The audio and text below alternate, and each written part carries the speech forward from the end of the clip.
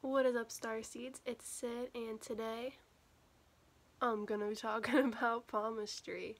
More specifically, the mounts of the hand. So, as you can see, we got a little bit of a glare here, but I just drew a right hand and I put all of the planets that rule certain parts of the hand. So if you don't know what these symbols are, what planets they represent, and the archetype they represent, we're going to be talking about that today. So hopefully you've seen my other video explaining, well, one, the history of palmistry, but also my video on the major lines of the hand. Right here we just have the main three: the lifeline, the headline, and the heart line. And those are there for reference as to where the mounts of Mars are, because Mars is kind of all the way across this middle portion of the hand here. We have upper Mars over here. They're really the same height on the hand, but this one is called upper Mars because it's above this headline right here. And then this is called lower Mars because it's beneath the head and the lifeline. Okay, so lower Mars, upper Mars. And then we have here, underneath the thumb, right here, this big mound. Everyone's hand usually, I guess not everyone's, but most people's hand has a little bit more skin there. It's a bit, there's a little round spot. The skin raises, okay? You've got some tissue under there. This is the mount of Venus. Okay, this is the symbol for Venus. That's the symbol for Mars.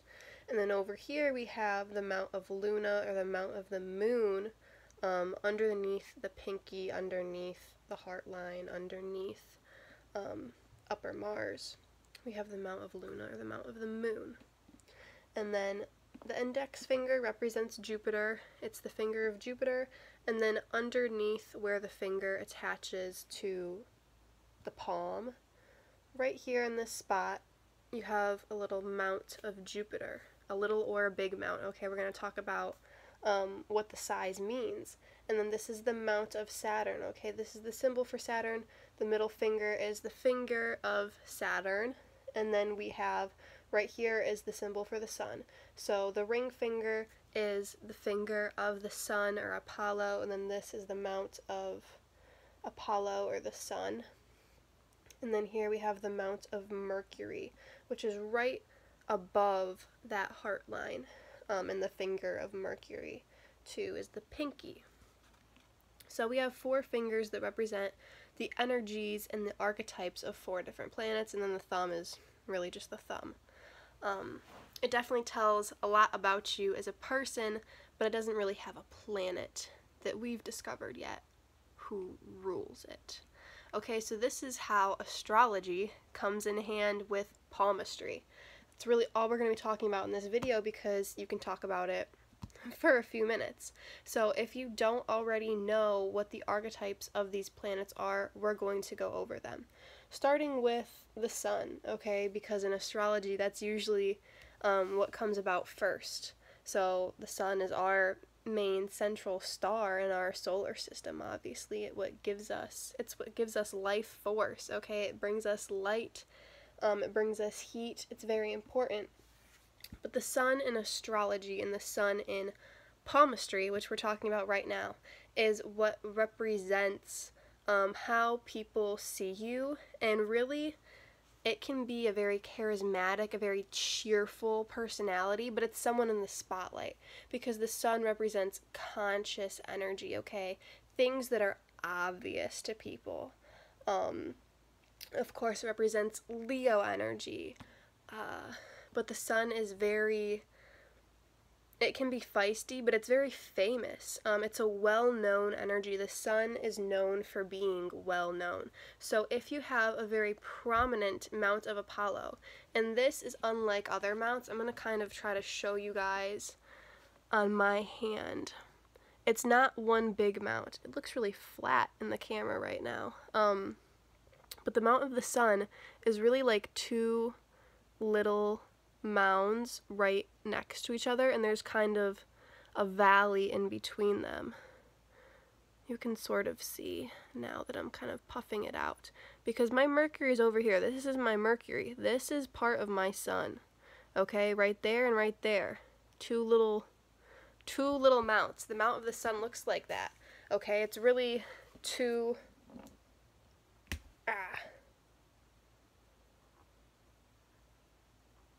mounds, and then there's like a valley in between them, okay? It's not like the other ones, which are just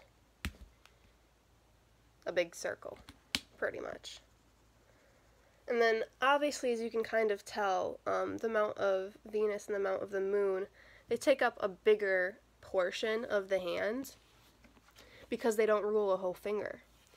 So that's what the sun is about. And also, if you have something, I don't know, unusual about your ring finger, the finger of Apollo and the sun, maybe you get it chopped off or something. That says something about you in the archetype of the sun. Okay, there's something about that archetype that is important in some way. So you can just interpret that for yourself. If there's something going on with this finger, if you have a very, small mount, or you don't really see a mound of flesh there in the mount of the sun, then you probably aren't very well known, okay? You're not Beyonce or anything. I bet Beyonce has a huge mount of the sun, or lines going to the mount of the sun. She probably has a obvious sun line. Okay, let's move on to the moon mount, the mount of Luna. So, in astrology and palmistry, the moon represents more of our intuition, is really for palmistry, okay? Because the moon represents our inner desires and how we feel when we're alone. But in palmistry in specific, the moon represents our intuition, our gut feeling about things, and our connection to ourself, and how well we connect with ourself when we're only with ourself.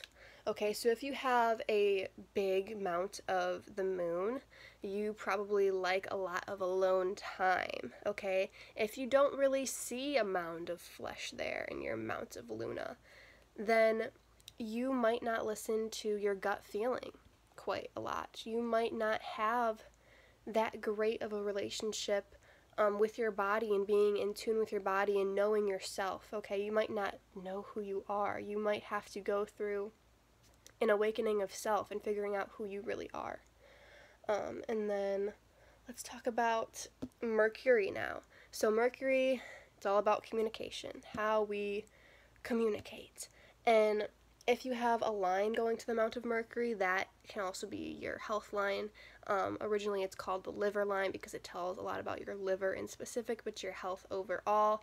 Also tells about communication because Mercury is the planet that rules communication, all things, mainly speaking, public speaking, listening. And I have a decent size mount of Mercury. I think it is normal for people to have a pretty big mount of Jupiter, Saturn, and Mercury. I feel like the sun, and also because the sun is really two little mounts, it's less noticeable. The Mercury is fairly noticeable in everyone because I feel like communication is a skill that most of us have. If you have some health condition where it's hard for you to communicate, you should see that in your mount of Mercury, also in your health line. If you have something going on with your pinky gets cut off, or you get a paper cut on your pinky, at that specific time when you get that paper cut, there's something going on with your communication. Okay, because I don't believe in coincidences. I believe in synchronicity of the universe. That's why every single thing happens. So yeah, Mercury's about communication and just really how you express yourself a lot too, okay? Because if you don't have a very prominent mount of Mercury, or you don't see one, you're probably very shy. You're probably not expressive at all. You probably don't wear a lot of neon clothes or flashy clothes. If you have a big or a prominent mount of Mercury, you're probably very outgoing. You talk to people. You might even wear flashy clothes because it's all about expression and communication.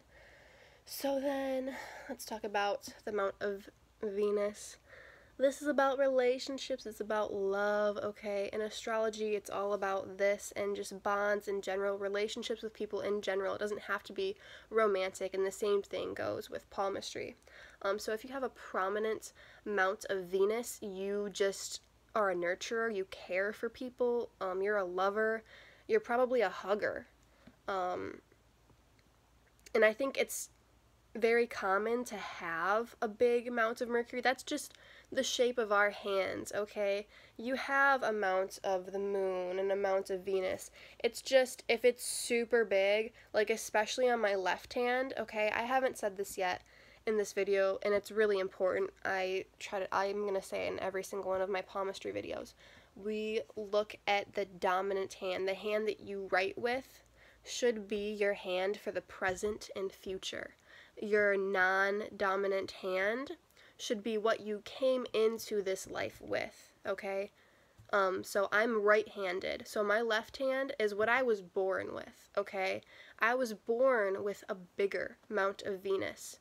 I was born with a longer heart line, which isn't really on the topic of this video. We talked about that in my last palmistry video, but I came into this life with a little bit more capacity for love, because then I got to Earth and I was like, wow, there's a bunch of assholes. So now my mount of Venus isn't that prominent, okay? It's still very prominent, but it's smaller than on my left hand. And those are just some of the noticeable differences that I can tell. So I know, I came into this life more loving just to people in general than I am now, because I've been hurt in the past and I've put guards up. So that's how you can tell. And then lines on the mount of Venus can say a lot about how you handle relationships as well, not just romantic, but everything, work relationships, friendships, all of that. Yes. So let's talk about Mars. Okay, we have upper Mars and lower Mars, and then this whole area right here is called the plane of Mars, because you can see other things about how you handle aggression. That's what Mars is about. Mars is about, fighting when you're in disagreement or an argument with someone, how you kind of handle that aggression and assertion. If you're a yeller, if you're a thrower. And it can also represent some things about sex drive, okay?